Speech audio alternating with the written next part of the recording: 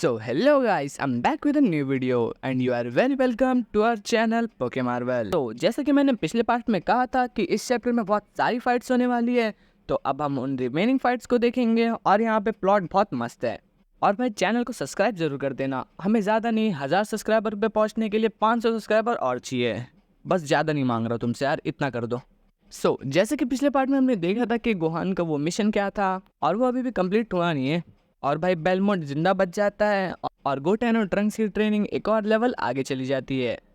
अब without wasting any time let's start this part.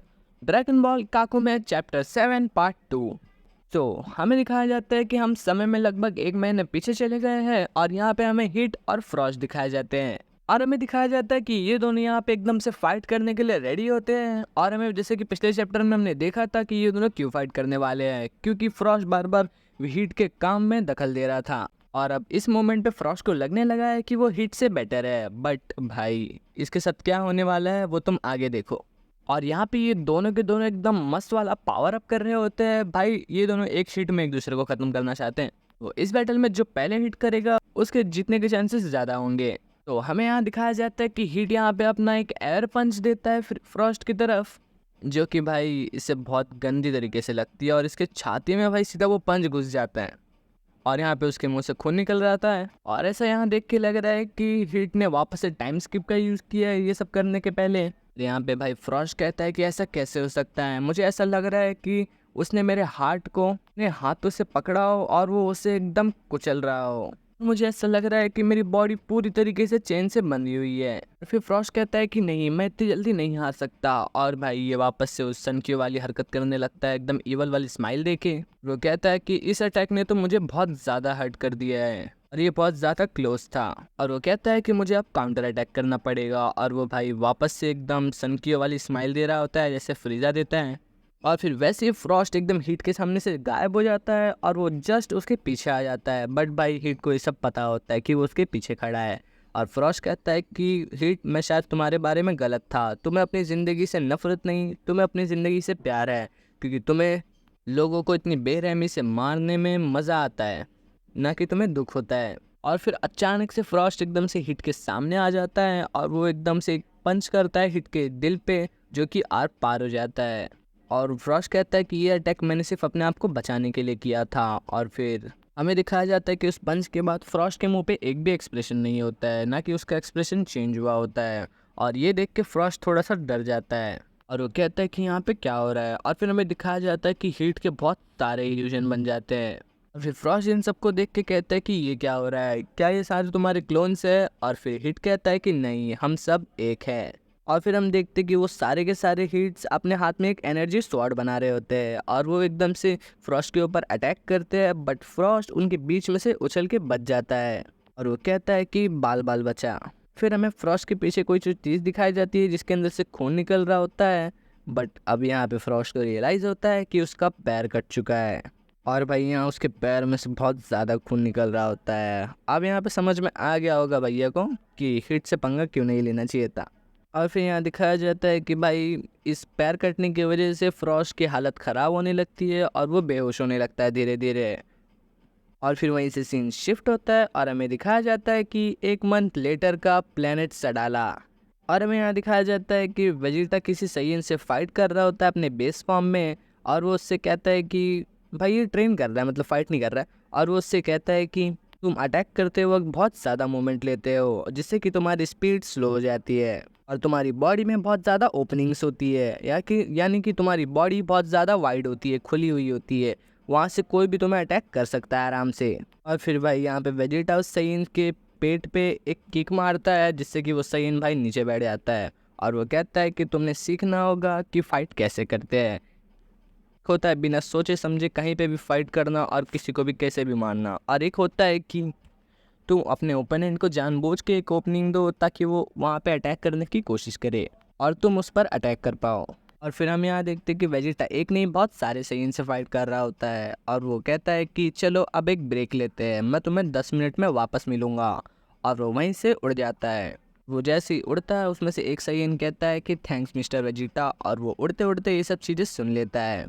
और Vegeta कहता है कि इन सैयन्स की संख्या बहुत ज़्यादा कम है और फिर वो आसमान में जाके सभी साइंस को देख रहा होता है।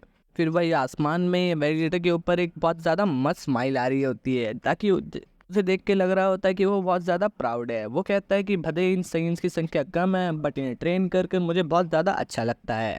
और फिर वो अचानक से उड़ के खलीफा के पास जाता है, जो कि दूसरे ग्रुप में होती है, और उसका ट्रेनर कहता है कि तुम्हारी प्रॉब्लम यहाँ है खलीफा। और यहाँ पे खलीफा को बिल्कुल नहीं समझ में आ रहा होता है कि उसका ट्रेनर क्या कह रहा होता है। वो कहता है कि पहले तुमने कहा कि मैं अपने अटैक का एडवांस फॉर्म तैयार करूँ, और अब तुम कह रहे हो कि बिना सोचे समझे अटैक करूँ। और फिर हमें दिखाया जाता है कि खलीफा का ट्रेनर रूबा होता है। वो कहता है कि तुम एक चीज़ को रोकने के लिए दूसरी चीज़ करने लगती हो, बट ऐसा नहीं है, तुम दोनों चीज़ एक साथ कर सकती हो। मैंने ये खुद सीखा है। अगर तुम बिना सोचे अटैक करते हो तो तुम्हारे जीतने के चांसेस बहुत ज़्यादा कम हो जाते हैं। मैंने ये चीज़ें बहुत बार खुद में भी नोटिस की है। तुम चाहे जितनी भी कोशिश कर लो, बट तुम बिना सोचे समझे कुछ करने की कोशिश करती हो तो उसमें फेल ही होगी। और मैं हमेशा अटैक करने के पहले प्लान बी के बारे में सोचता हूँ, और मैं उसके पहले कुछ भी नहीं सोचता। इसका मतलब है कि मैं ये कहना चाह रहा हूँ कि तुम्हें खुद को फंसाना होगा, ताकि तुम अपनी बाउंड्रीज को डिस्ट्रॉय कर पाओ और अपनी नई फाउंडेशंस को क्रिएट कर सको। वो भी दोनों चीज़ें एक साथ करनी पड़ेंगी तुम्हें। वेजिटा रूबा की ट्रेनिंग को देख के बहुत ज़्यादा खुश होता है, और फिर रूबा वैसे वेजिटा को देख लेता है, और वो कहता है कि वेजिटा तुम यहाँ पे आ गए। और वेजिटा कहता है कि तुम मिस्टर लगाना भूल गए, और वैसे ही वेजिटा वहाँ से उड़ के चला जाता है। और फिर हम देखते हैं कि खलीफा किसी साइंस के साथ ट्रेनिंग कर रही होती है, और वो कहते हैं कि मुझे पता नहीं तुम कौन हो, बट तुम बहुत ज़्यादा सफ़र करने वाले हो, क्योंकि मेरे पास प्लान बी भी है। और फिर वेजिटा उड़कर दूसरे ट्रेनिंग ग्राउंड पे जाता है। वो देखता है कि यहाँ पे ब्रॉली और केल होते हैं, और उनकी ट्रेनिंग फिनाइल होती है। फिनाइल ब्रॉली से कहती है कि तुमने अपने अंदर की एनर्जी को एक्सेप्ट करना होगा और उसे कंट्रोल करना होगा। फिर फिनाइल केल के पास आती है, और वो कहती है कि तुम्हें अपनी कैपेबिलिटीज़ पे बहुत ज़्यादा शक है, इसलिए तुम आगे नहीं बढ़ पाती हो। और मुझे पता है कि तुम बहुत ज़्यादा समझदार लड़की हो, और मैंने ये तुम में शुरुआत से ही देखा है। और केल ये सब सुन के एकदम से शर्मा जाती है, और वेजिटा स्माइल करते हुए कहता है कि केल उसकी बात सुनो, वो सही कह रही है और तुम बहुत आगे जाओगी। और फिर हमें यहाँ दिखाया जाता है कि एडमिरल लिरिक, जो कि काबा के साथ खड़ा होता है, और वो कहता है कि मुझे तुम्हें जाने 1 महीना हो चुका है, और तुम्हें पता है मैं अपना जवान वर्जन तुम में देखता हूँ। तुम भी अपने इमोशंस को अपने ऊपर हावी होने देते हो, बट एक सच्चा सैयन ऐसा कभी नहीं होता। तुम्हारे दिमाग में लॉजिक, पेशेंस और बहादुरी सबसे पहले आनी चाहिए, और डर और हेजिटेशन उसके बाद में। और फिर यहाँ पे काबा कहता है कि एडमिरल लिरिक मैं समझ गया, और तभी वेजिटा काबा को आवाज़ लगाता है। और फिर वेजिटा कहता है कि क्या मैं तुमसे एक सवाल पूछ सकता हूँ। और फिर काबा कहता है कि बट किस बारे में। और वो कहता है कि क्वेश्चन मत पूछो। और फिर हम देखते हैं प्लेनेट सडाला का रात का सीन, जहाँ पे हम एक रुइंस में होते हैं, और हमें यहाँ दिखाया जाता है कि खलीफा, केल, ब्रॉली और काबा आए होते हैं। काबा खलीफा को लेकर आया होता है। वो कहती है कि तुम मुझे यहाँ किस लिए लाए हो। वो कहता है कि मुझे भी नहीं पता, वेजिटा ने मुझे यहाँ लाने बोला था तो मैं ला दिया। और फिर वेजिटा कहता है कि ये बस एक छोटी सी बात है, आज तुम्हें लोगों को पता ही है कि मैं तुम्हारे ग्रुप में आया था, और तुम्हारे एडमिरल्स तुम्हें बहुत ज़्यादा अच्छा सिखा रहे हैं, और ये बहुत अच्छी बात है। बट जहाँ तक बात आती है कि तुम इन साइंस के साथ ट्रेन कर सकते हो या नहीं, क्योंकि तुम इन साइंस से पहले ही बहुत ज़्यादा आगे हो। और फिर वेजिटा कहते हैं कि हम लोग हर रोज़ इसी टाइम इस रात को मिलेंगे, ताकि हम एक दूसरे को फेस कर सके फेस टू फेस। और फिर वो अचानक से अपने सुपर साइयन ब्लू वाले फॉर्म में चले जाता है, और खलीफा ये देख के कहती है कि मुझे भी इसी देर का इंतज़ार था, और वो भी अपने सुपर साइयन 2 फॉर्म में चली जाती है। और फिर यहाँ पे हमें दिखाया जाता है कि केल भी सुपर साइयन लेजेंडरी सुपर साइयन फॉर्म में चली गई होती है। और फिर वेजिटा ब्रॉली से कहता है कि तुम वापस अपने उस पुराने वाले फॉर्म में आओ, जो तुम अब हमारी पुरानी फाइट के दौरान आए थे। इससे फ़र्क नहीं पड़ता तुम कितने भी आउट ऑफ कंट्रोल हो जाओ। और फिर ब्रॉली कहता है कि उसके बाद से मैंने अभी तक वो फॉर्म अगेन यूज़ नहीं किया है। और फिर वेजिटा कहता है कि मैं समझ गया, और वो केल से कहता है कि केल तुम इसे सिखाओगी। और वो कहता है कि तब तक ब्रॉली तुम अपने सुपर साइयन फॉर्म का इस्तेमाल कर सकते हो, वो तब तक के लिए काफ़ी रहेगा। और फिर हमें यहाँ दिखाया जाता है कि केल, खलीफा और काबा सभी रेडी होते हैं, और वेजिटा उनसे पूछता है कि क्या तुम लोग रेडी हो। और तभी हम देखते हैं कि भाई यहाँ पे ब्रॉली अपने लेजेंडरी सुपर साइयन वाले फॉर्म में ट्रांसफॉर्म हो रहा होता है, और वो एकदम से पावर अप करने लग जाता है। और भाई यहाँ पे तुम उसका बस रेस देखो, और भाई यहाँ देख के तो उसे लग रहा है वो अपना कंट्रोल खो रहा है, बट वो ट्राई कर रहा है कि वो केल जैसा उसे कंट्रोल कर पाए। और इसी के साथ ये चैप्टर एंड होता है।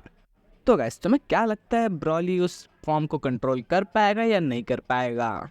कमेंट्स में ज़रूर बताना, बट वो अगर कर पाएगा तो ये तो हमें अगले चैप्टर में पता चलेगा। और अगर तुम्हें वीडियो अच्छी लगी हो तो लाइक एंड सब्सक्राइब। सो मैं मिलता हूँ किसी नेक्स्ट वीडियो में किसी नेक्स्ट चैप्टर के साथ, किसी नहीं भाई, इसी नेक्स्ट चैप्टर के साथ मिलूँगा।